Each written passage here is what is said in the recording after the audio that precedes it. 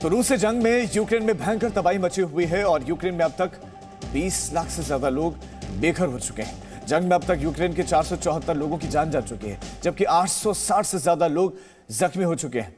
रूस के हमले में यूक्रेन के 202 स्कूल और 34 अस्पताल तबाह हो चुके हैं और अब तक जंग में $10 बिलियन यानी कि करीब 78,000 करोड़ रुपए का नुकसान हो चुका है। और पोलैंड से इस वक्त हमारे संवाददाता शिवांगी ठाकुर हमारे साथ जुड़ गए हैं। शिवांगी, पोलैंड में जितने भी छात्र जो नागरिक पहुंच रहे हैं उनके लिए वहां पर क्या क्या व्यवस्थाएं आपको नजर आ रही है और अभी तकरीबन कितने छात्र फंसे हुए होंगे जिनको ऑपरेशन गंगा के तहत जिनको वतन वापस भेजा जाना है? देखिए राजीव, आपको बता दें कि पोलैंड बॉर्डर पर जब ये पूरा इवैक्यूएशन प्रोसेस शुरू हुआ था, ऑपरेशन गंगा की शुरुआत भारत सरकार ने की थी, तब भारी तादाद में जो छात्र थे वो बॉर्डर एरिया में पहुंच रहे थे, उन्हें इवैक्यूएट कराया जा रहा था। लेकिन सबसे ज़्यादा समस्या जिन छात्रों को निकालने में हो रही थी वो यूक्रेन के सुमी इलाके में हो रही थी और यही कारण है कि प्रधानमंत्री नरेंद्र मोदी लगातार पुतिन और जेलेंस्की से बातचीत कर रहे थे। मानवीय जो कॉरिडोर है उसको खोलने की बात की गई ताकि भारतीयों को निकाला जा सके। और राहत भरी खबर है कि लगभग 650 से ज़्यादा भारतीय छात्र सुमी इलाके से निकल चुके हैं। 2 दिनों से लगातार ये कोशिश जारी थी, बसें भेजी जा रही थी कि इन छात्रों को वहाँ से निकाला जाए। केंद्रीय मंत्री हरदीप सिंह पुरी ने ये जानकारी दी है। इन सभी छात्रों को निकाला गया है। जल्द ही उन्हें पोलैंड के रास्ते भारत वापस ले जाया जाएगा। और देखिए, लगातार जिस तरह से यूक्रेन पर रूस हमले कर रहा है, अब कई जगह से आवाजें उठ रही हैं। आपको बता दें, इसी युद्ध के बीच मैकडॉनल्ड्स, स्टारबक्स, KFC, पेप्सिको, इन सभी ने अनिश्चित काल के लिए अपना कारोबार जो है वो रूस में बंद कर दिया है। और अगर हम बात करें कि यूक्रेन की परिस्थिति क्या है, तो देखिए यूक्रेन की परिस्थिति इस वक्त ऐसी है कि जिस तरह से जेलेंस्की लगातार अपने बयान दे रहे हैं, लोग उनके समर्थन में आ रहे हैं। कल ही पोलैंड में हमने एक नागरिक का इंटरव्यू किया था जो कि वॉलंटियर था, कनाडा से आया था यहाँ और यूक्रेन जाने की तैयारी कर रहा था। साफ तौर पर वो कहते हैं कि मुझे हथियार चलाना आता है और मैं यूक्रेन के लोगों पर हो रहे अत्याचार के लिए हथियार चलाऊंगा। तो वॉलंटियर्स भी अलग अलग देशों से पहुंच रहे हैं यूक्रेन, जहाँ एक तरफ लोग पलायन कर रहे हैं, रिफ्यूजी कैंप्स में जा रहे हैं, खासकर महिलाएं, बच्चे और बुजुर्ग देश छोड़कर कहीं और सुरक्षित जगह पर जा रहे हैं। इसी बीच बाकी जगहों से लोग भी पहुंच रहे हैं यूक्रेन की मदद के लिए। और अगर हम भारत की बात करें तो ऑपरेशन गंगा चाहे हंगरी में हो, स्लोवाकिया, रोमानिया या पोलैंड, लगभग सभी भारतीय निकाले जा चुके हैं और जो बचे हुए हैं उनको भी बहुत जल्द निकाला जाएगा। ग्राउंड रिपोर्ट्स लगातार हमारे सहयोगी अमित प्रकाश जो है वो दिखा रहे थे कैसे बॉर्डर से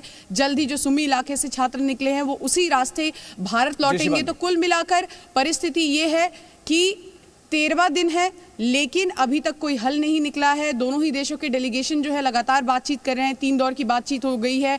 दोनों ही देशों के फॉरेन मिनिस्टर्स जल्द मिलने वाले हैं और नजरें इसी बात पर कि आखिर क्या कोई पॉजिटिव रिजल्ट होगा। राजीव, बहुत शुक्रिया शिवांगी आपका इस तमाम जानकारी के लिए।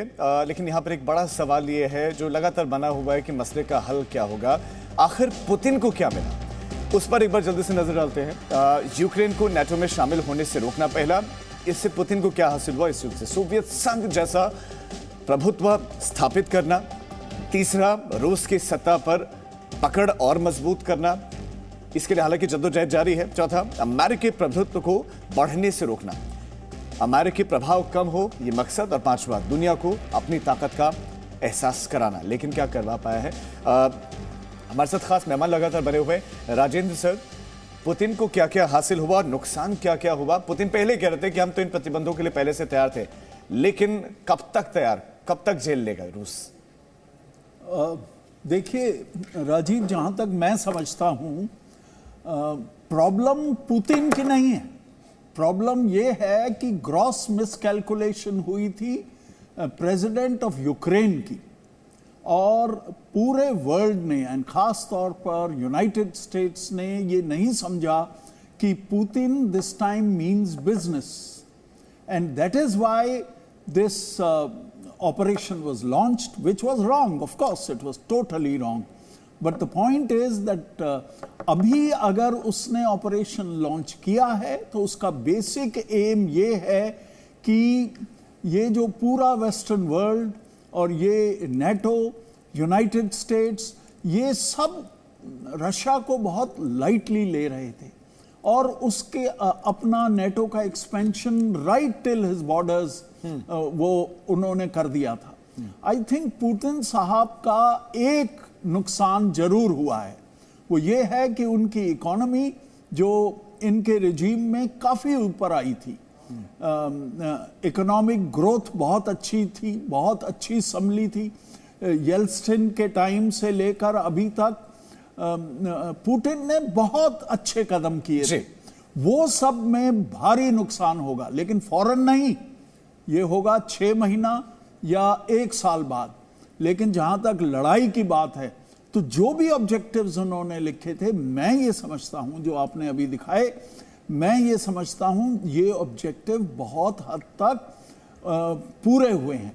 मेरे को लगता है कि यूक्रेन के राष्ट्रपति और पुतिन दोनों के स्टांस में थोड़ी सॉफ्टनेस आई, बिकॉज लड़ाई में बहुत ज्यादा तहस नहस हुई है, पूरा देश बर्बाद हो जाएगा, तो यूक्रेन को यह भी सोचना होगा। तो आप कह रहे हैं स्टांस में सॉफ्टनेस आई, इसके साथ साथ आपने कहा कि वो मैसेज देने में कामयाब हुए हैं पुतिन कि रूस को हल्के में ना लें। Presenting B News app available on Google Play and App Store. Download it now.